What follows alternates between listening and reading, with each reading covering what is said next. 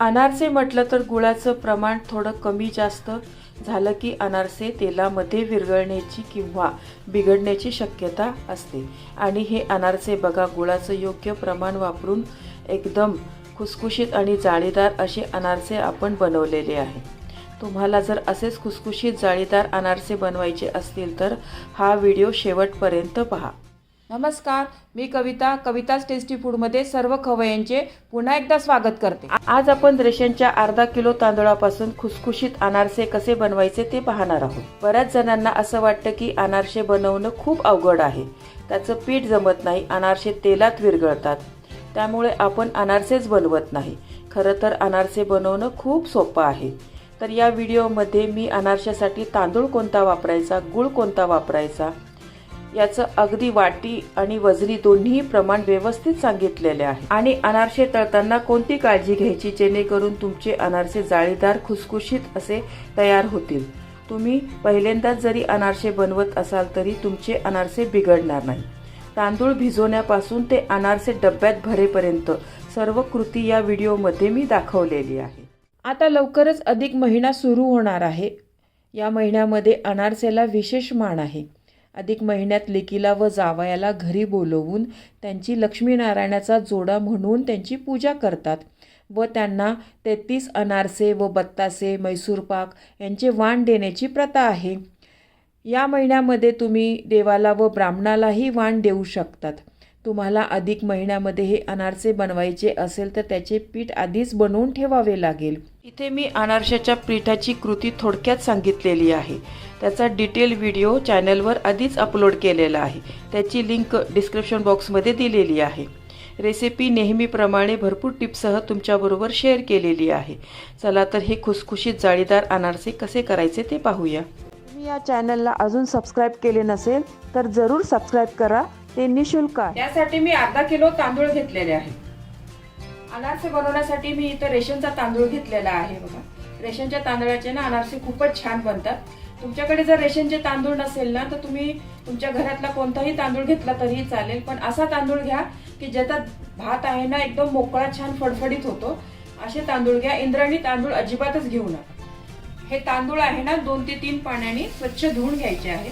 रेशनच्या तांदळाला ना पावडर खूपच असते, त्यामुळे हे चोळून ना तांदूळ एक 3-4 वेळा व्यवस्थित धुवून घ्या। हे तांदूळ आहे ना 4 वेळा मी स्वच्छ पाण्याने छान धुवून घेतलेले आहे। यामध्ये मी आता पाणी घालते। हे तांदूळ आहे ना आपल्याला 3 दिवस भिजवून घ्यायचे आहे, मात्र रोज आपल्याला याच्यातलं पाणी बदलायचं आहे, दिवसातनं 1 वेळा। तांदूळ आहे ना मी 4 दिवस चांगले व्यवस्थित भिजवून घेतलेले आहे। बघा, हे तांदूळ आहे ना किती छान मस्त भिजलेले आहे। बघा, या तांदळाचा ना आपण हातामध्ये असा चुरा केला ना तर व्यवस्थित चुरा होतोय। बघा, असे तांदूळ भिजून घ्या। 3 दिवसामध्ये ना हे तांदूळ व्यवस्थित भिजले नव्हते, त्यामुळे मी 1 दिवस जास्त भिजून घेतलेले आहे। आणि तांदूळ व्यवस्थित भिजले हे कसं समजायचं, बघा हे पातेलं आहे ना, बघा थोडंसं हलवल्यावर ना याच्यामध्ये ना भरपूर असे बुडबुडे येत आहेत। हे असे बुडबुडे आले ना तर असं समजायचं की तांदूळ आहे ना चांगले व्यवस्थित फर्मेंट झालेले आहे। ही खूप यामधली ना महत्वाची टिप आहे। 3 दिवसात जर तुमचे तांदूळ व्यवस्थित भिजले नाही ना तर 1 दिवस जास्त भिजवले तरी चालेल। हे आपल्या वातावरणावर असते। सध्या जरा पावसाळी वातावरण आहे ना, थंड वातावरण आहे, त्याच्यामुळे मला 1 दिवस जास्तीचा लागला आहे। उन्हाळ्यात किंवा उष्ण वातावरणात केले ना हे तांदूळ तुम्ही भिजवले तर ना तर 3 दिवसात पण हे तांदूळ आहे ना व्यवस्थित चांगले भिजतात। हे आता माझे हे 4 दिवसामध्ये ना छान भिजलेले आहे। बघा, मी काल चेक केले होते तर तांदूळ आहे ना आपले व्यवस्थित भिजले नव्हते। हे तांदूळ आहे ना आता आपण हलक्या हाताने चोळून घ्यायचं, फार असं चोळायचं नाही आहे तांदळाला। तांदळाला फेस बघा आता किती छान आलेला आहे, मस्त आंबलेले आहे तांदूळ। अनारसे करण्यासाठी ना असेच तांदूळ फर्मेंट झाले असेल ना तर आपले अनारसे ना खूप छान जाळीदार बनतात। अगदी हलक्या हाताने फिरवून घ्याल। आता आपल्याला ना हा तांदूळ अजिबात चोळायचा नाही। या तांदळामधलं ना सर्व पाणी मी काढून घेते। 2 पाण्याने ना हे तांदूळ परत याच पद्धतीने व्यवस्थित धुवून घेते मी। हलक्या हातानेच तुम्ही तांदूळ ना हे हलवा असे, म्हणजे या तांदळाला आंबूसपणा आला असेल ना काही तो सगळा निघून जाईल आणि अनारसे ना आपले मस्त चांगले जाळीदार खुसखुशीत बनेल। या छोट्या छोट्या टिप्स ज्या मी सांगते आहे ना ते फॉलो करणं खूप गरजेचं आहे। आणखीन एका पाण्याने ना हे तांदूळ मी धुवून घेते। या चाळणीमध्ये ना तांदूळ सर्व काढून घेते पाणी नितळण्यासाठी। या तांदळातलं ना सर्व पाणी नितळून घेऊया। त्यासाठी मी या चाळणीवरनं 10 मिनिटं हे असेच ठेवून येणार आहे। तांदळातलं पूर्ण पाणी नितळून घेतलेलं आहे बघा। तांदूळ आहे ना एका कपड्यावर वाळवायला टाकायचे आपल्याला। हे तांदूळ आहे ना पंख्याखाली जर तुम्ही वाळवत असाल ना एक 15 ते 20 मिनिटच वाळवा, त्यापेक्षा जास्त वाळवू नका। आपल्याला ना ह्या तांदळाचं वरचं नुसतं पाणी आहे ना तेच घालवायचं आहे, तांदूळ असे वाळवायचे नाही आहे कडक। आणि बिना पंखाचं तुम्ही जर वाळवत असाल ना तर 1 तास वाळवलं तरीही चालेल, पण त्यापेक्षा जास्त तांदूळ तुम्ही वाळवू नका। ही खूप मोठी महत्वाची टीप आहे यामधली। हे बघा, हे तांदूळ आहे ना आपल्या हाताला असे चिटकता आहे ना, नंतर चिटकणार नाही। एक 20 मिनिटं एक तर पंख्याखाली हे वाळवून घेणार आहे।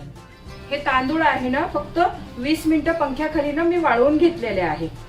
हे तांदूळ आहे बघा आपल्या हाताला ना अगदी 2-4 दाणे असे आहे ना चिटकत आहे, जास्त चिटकत नाही। आणि हाताला ना हे तांदूळ चांगले दमट लागत आहे। नुसतं वरनं ना पाणी सुकलेलं आहे पण तांदूळ चांगला ओलसरच आहे। तांदूळ आहे ना असं हातामध्ये चुरला तर व्यवस्थित याची पावडर होत आहे बघा। असाच तांदूळ ना आपल्याला भिजलेला पाहिजे आहे। हा जरी वर्ण सुकलेला आहे ना आतमधनं चांगलाच दमट आहे। तांदूळ आहे ना एका जागी असा व्यवस्थित गोळा करून घेऊया। थोडे थोडे तांदूळ आहे ना मिक्सर मध्ये आपण बारीक करून घेऊया। तांदूळ बघा छान बारीक करून घेतलेले आहे मी।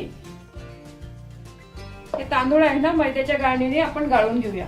हे ओलसर असल्यामुळे पीठ ना तर तांदूळ व्यवस्थित गाळल्या जात नाही। त्यामध्ये गाळण्याची एक ट्रिक सांगते तुम्हाला मी।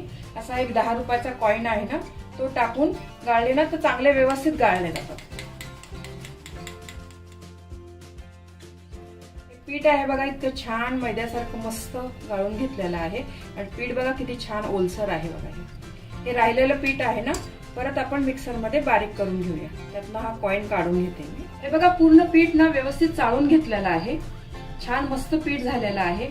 ओलसर आहे बघा पिठामध्ये किती, अजून दमटपणा खूप आहे। हे बघा अशी ना व्यवस्थित मूठ वळते बघा पिठाची। आता हे पीठ आहे ना एका वाटीने आपण मोजून घेऊया। बरोबर 4 वाटी पीठ निघालेलं आहे अर्धा किलो तांदळामध्ये। हे आपण काही बाहेरनं आणलं ना आपण रवा शेंगदाणे वगैरे तर ह्या वाटीनेच मी मोजून घेते। आता आपण गुळ पण मोजून घेऊया। यासाठी बघा मी असा पिवळा गुळ घेतलेला आहे। हा नॉर्मलच गुळ आहे, चिकीचा गुळ नाही आहे, अगदी सॉफ्ट आहे बघा गुळ हा। आणि यासाठी ना असा सॉफ्टच गुळ घ्या तुम्ही, त्याच्याने ना आपले अनारसे ना खूप छान बनतात बघा। असा ना या गुळाचा ना व्यवस्थित गोळा झाला पाहिजे। असा पिवळ्या रंगाचा गुळ मिळाला ना तर जरूर घ्या तुम्ही, त्याच्याने ना आपल्या अनारशांना रंग फार सुरेखच येतो। जर थोडा गुळ काळपट असेल ना तर मग अनारसे पण आपले असे काळपट होतात। हे बघा छान मस्त गोळा झालेला आहे बघा। गुळ आहे ना आपण आता मोजून घेऊया। यासाठी मी 375 ग्राम गुळ घेतलेला आहे बघा। वजनाने हा 375 ग्राम गुळ आहे। 1 किलोचं जर तुम्ही प्रमाण घेत असाल ना तांदळाचं तर त्यासाठी तुम्ही पाऊण किलो गुळ घ्या, हे परफेक्ट प्रमाण आहे। बघा हा गुळ आहे ना हा चिरून घेतलेला आहे मी, बारीक असा गुळ हा 1 वाटी। असा अलगद टाकून 2 वाटी गुळ घेतलेला आहे। पण माझ्या मते तुम्ही मोजून घेतला ना तर गुळ परफेक्ट पडतो।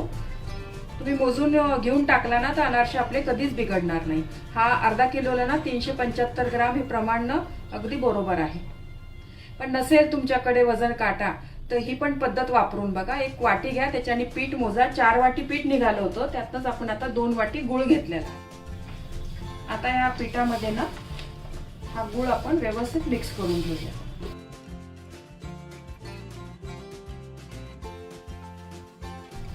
व्यवस्थित दाबून दाबून पिठामध्ये ना व्यवस्थित मिक्स करून घ्या।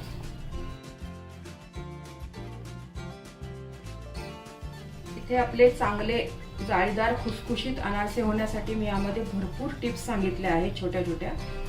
त्या टिप्स जर तुम्ही फॉलो करून अनारसे बनवले ना तर कधीच तुमचे अनारसे बिघडणार नाही। जरी तुम्ही पहिल्यांदाच जरी बनवत असाल ना तरी परफेक्टच बनणार।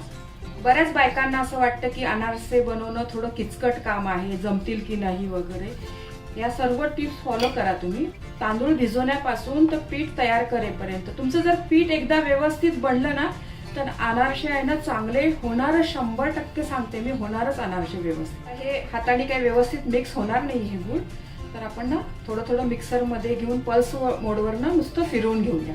त्यामुळे गुळ आणि हे पीठ आहे ना चांगलं व्यवस्थित मिक्स होईल. थोडं थोडं पीठ घ्या याच्यामध्ये, फार नका घेऊ, आणि पल्स मोडवरच फिरवा. हे बघा, हे पीठ ना छान मस्त एकजीव झालेलं आहे. गुळ आणि पीठ आहे ना मस्त एकत्र झालेलं आहे. हे बाजूला काढून घेते मी. आणि याच पद्धतीने ना बाकीचं आपण फिरवून घेते. हे पीठ आहे ना व्यवस्थित मळून घ्या. गुळ आणि पीठ छान एकजीव झालेलं आहे बघा मिक्सरमध्ये फिरवल्यामुळे. गुळाला ना आता थोडं थोडं पाणी पण सुटायला लागले. व्यवस्थित मळून घ्या. या पिठाचे ना आपण आता असे गोल गोल गोळे करून घेऊया. गोळे आहे ना अशा स्टीलच्या डब्यामध्ये झाकून ठेवून देऊया हे पीठ. याचे अनारसे तुम्ही 1-2 दिवसात केले तरी छानच बनेल, पण 5-6 दिवसांनी केले ना तर आणखीन अनारसांना खूप छान जाळी पडेल. तर असं हे पीठ मी ठेवून देणार आहे फर्मेंट करायला. 2 दिवस झालेले आहे बघा. पीठ आपलं ना छान मस्त फर्मेंट झालेलं आहे. खूप छान मस्त झालेलं आहे बघा हे अनारसेचं पीठ. एक गोळा ना हातात घेऊन दाखवते मी तुम्हाला.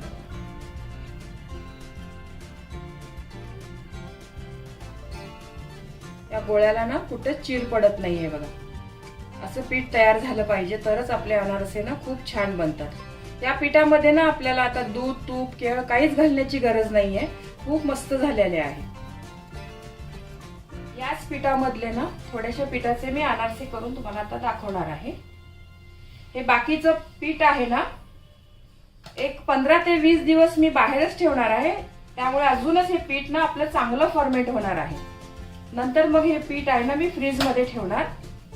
मग जेव्हाही आपल्याला अनारसे खायचे असेल ना याचे आपण अनारसे करून खाऊ शकतो.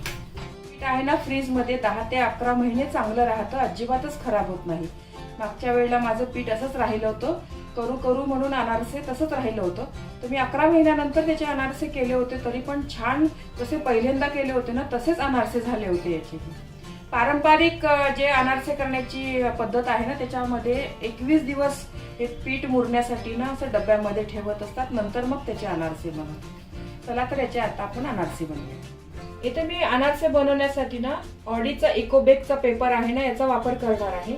याच्यावर ना अनारसे खूपच छान बनतात आणि चिटकत पण नाही या पेपरला. तुमच्याकडे जर असा नसेल ना तर तुम्ही प्लास्टिक पेपरचा वापर केला तरी चालेल. ह्या इकोबेकच्या पेपरला बघा कटिंग पण करण्यासाठी एक ब्लेड पण दिलेला आहे. आणि हा इकोबेकचा पेपर आहे ना तुम्ही रियूज पण करू शकतात. असं नाही की एकदाच वापरून फेकू शकतो आपण. हे 2-3 वेळा पण वापर करू शकतो याचा. एक गोळा घेतलेला आहे बघा. लहान मोठे कसे अनारसे करायचे आहे ना त्याचा तुम्ही गोळा घेऊ शकता. हा गोळा आहे ना खसखसेमध्ये ना असा व्यवस्थित घोळून घ्या. अनारसेला ना खसखस भरपूर लावली ना तर खूप छान लागतात चवीला अनारसे. हे अनारसे आहे ना तुम्ही हाताने पण असे थापवू शकतात. हाताने पण असे मोठे केले तरी चालतात.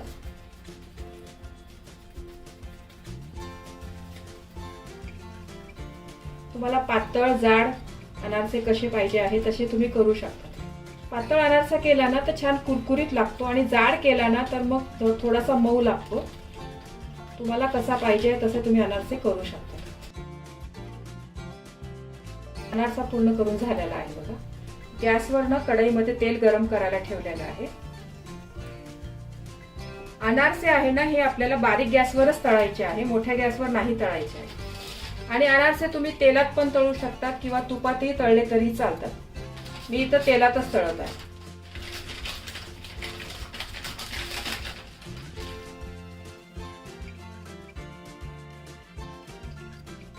अनारशाला ना सुरुवातीला अजिबातच हात नाही लावायचा. अनारसा आहे ना आपोआपच असा छान वरती येतो. आणि मग त्याच्यावर आपण झाऱ्याने तेल सोडूया. अनारसे तळताना खसखसची बाजू वरती करायची आणि प्लेन बाजू खाली करायची.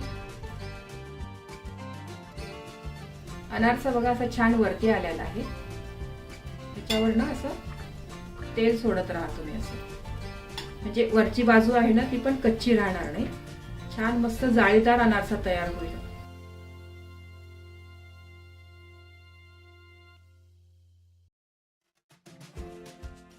अनारसा बघा मस्त तळून झालेला आहे. याला जाळी पण बघा किती छान पडली आहे. बघा मस्त जाळी पडलेली आहे. अनारशामधलं पूर्ण तेल आहे ना व्यवस्थित नितळून घ्या तुम्ही. पूर्ण व्यवस्थित तेल नितळून घेतलेलं आहे. अनारसाला जाळी बघा किती छान मस्त पडलेली आहे. आणि हा अनारसा आहे ना तुम्ही अशी पूर्णाची चाळण आहे बघा, याच्यामध्ये असा उभा करून ठेवला ना तर तुम्ही खाली तेल आहे ना पूर्ण जे काही राहिलं असेल ते व्यवस्थित तेल नितळून ना खालच्या भांड्यामध्ये पडेल. अनारसाची गोळी आहे ना खसखस मध्ये ना व्यवस्थित छान अशी घोळवून घ्या. अनारसा ना थापण्याची एक वेगळी आणखीन तुम्हाला एक पद्धत दाखवणार आहे. तुम्ही ना असा थापून पण केला तरी चालतो किंवा असा लाटून केला ना तरी अनारसे ना पटापटा होतात बघा आपले.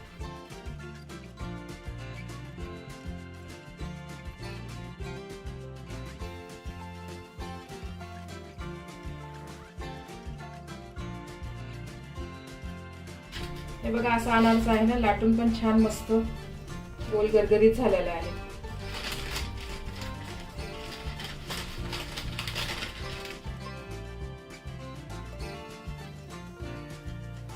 हे बघा अनारसा आपोआपच वर आलेला आहे. आणि अनारसा आहे ना आपल्याला एकाच बाजूनी तळायचा आहे, दोन्ही बाजूनी नाही तळायचा आहे.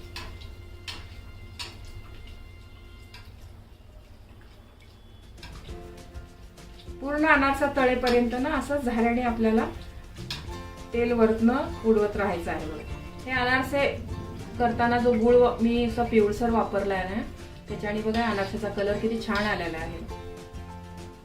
गुळ जर आपला थोडा काळपट असेल ना तर मग अनारसाचा कलर पण तसाच येतो. शक्यतो तुम्ही असा पिवळसरच गुळ वापरावा. चवीमध्ये काही फरक पडत नाही, फक्त दिसायला हा अनारसा एकदमच छान दिसतो. या अनारसाला जाळी बघा किती छान मस्त पडलेली आहे.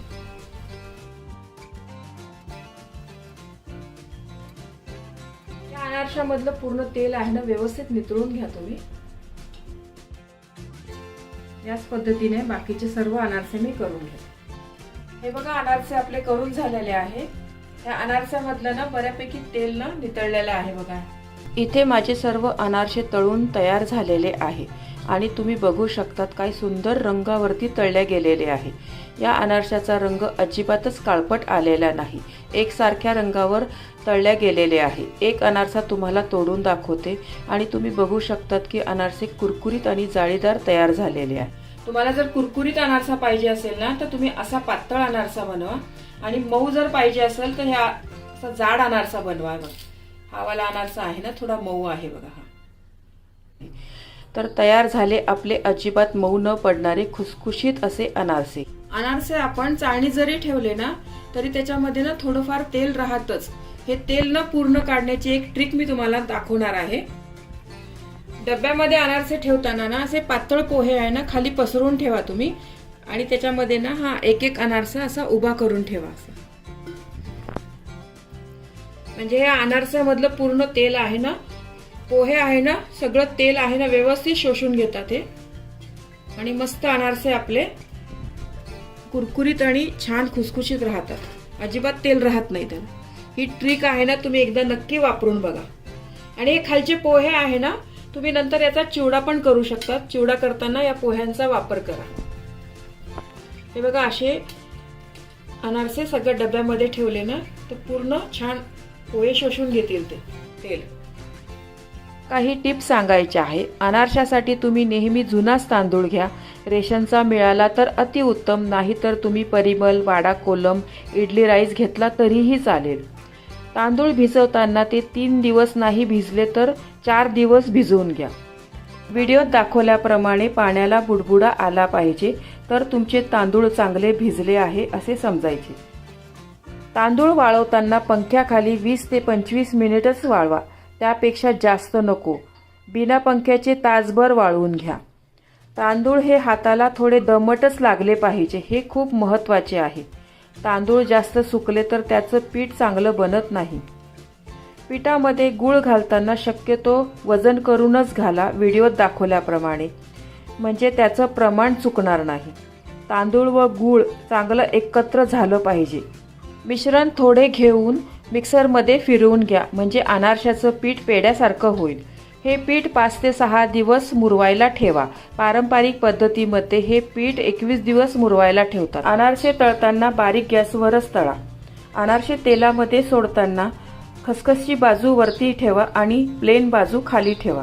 हा व्हिडिओ तुम्हाला कसा वाटला? जर तुम्हाला हा व्हिडिओ आवडला असेल तर तुमच्या मित्रमैत्रिणी आणि नातेवाईकांबरोबर शेअर करा, कारण या व्हिडिओमध्ये डिटेल माहिती सांगितलेली आहे. त्यामुळे ज्यांना अनारसे बनवणं अवघड जात असेल त्यांच्यासाठी हा व्हिडिओ बघून अनारसे बनवणं सोपं जाईल. व्हिडिओला लाईक करा व चॅनलला सबस्क्राईब करा. रेसिपीला कमेंट्स करा. तुमच्या कमेंट्स वाचायला मला फार आवडतात. तुमच्या लाईक्स आणि कमेंट्समुळे माझा उत्साह वाढतो आणि नवनवीन व्हिडिओ बनवण्यासाठी प्रोत्साहन मिळते. त्याचबरोबर तुम्ही मला फेसबुक, इंस्टाग्राम आणि इंटरेस्टवर देखील फॉलो करू शकतात. त्यांची लिंक डिस्क्रिप्शन बॉक्समध्ये दिलेली आहे. तुम्ही ही रेसिपी कोणत्या गावातून पाहताय तेही सांगा. तर पुन्हा भेटूया एका नवीन रेसिपीसह. तोपर्यंत मस्त खा, काळजी घ्या. धन्यवाद.